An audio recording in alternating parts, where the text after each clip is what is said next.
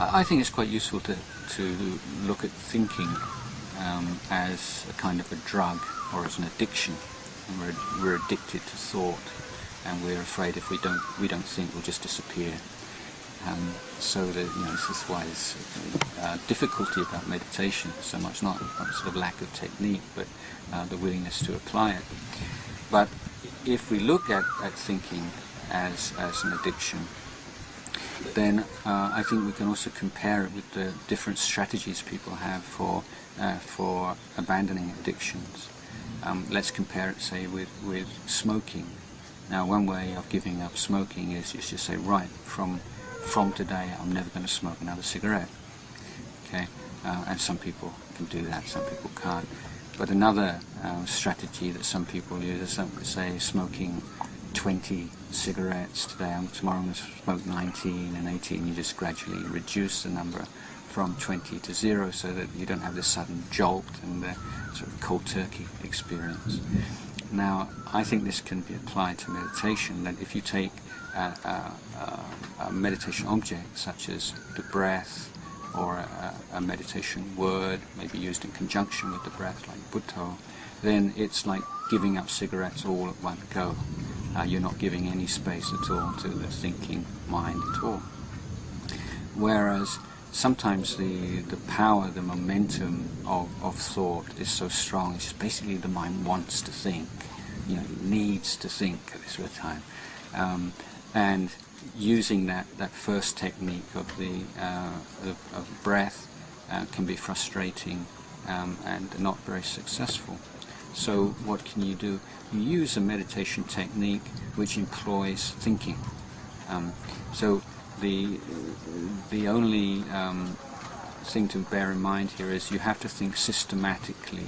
You have to follow a train of thought. It doesn't mean thinking this, thinking that, basically on a subject of Dhamma, because the mind will not become clear and calm in that way.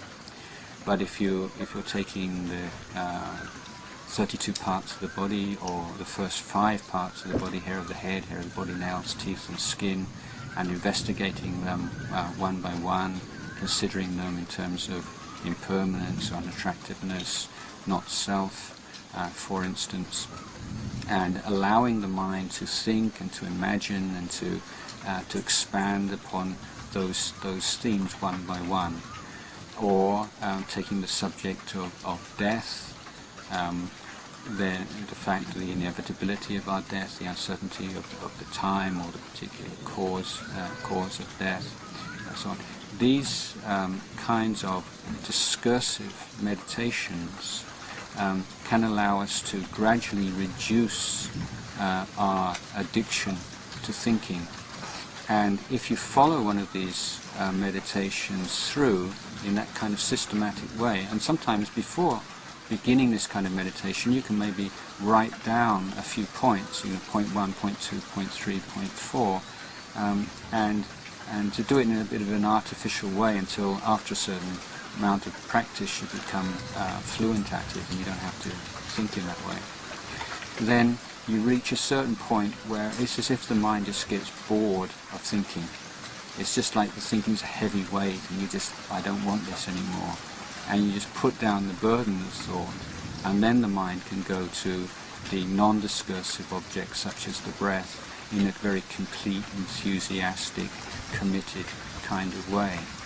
So dealing with the addiction of thought by cutting it off right at the beginning, by turning the mind to the breath or some physical sensation or some word or some concept, or else using discursive thought in a very systematic, step-by-step manner until the mind puts down thinking with a sigh of relief.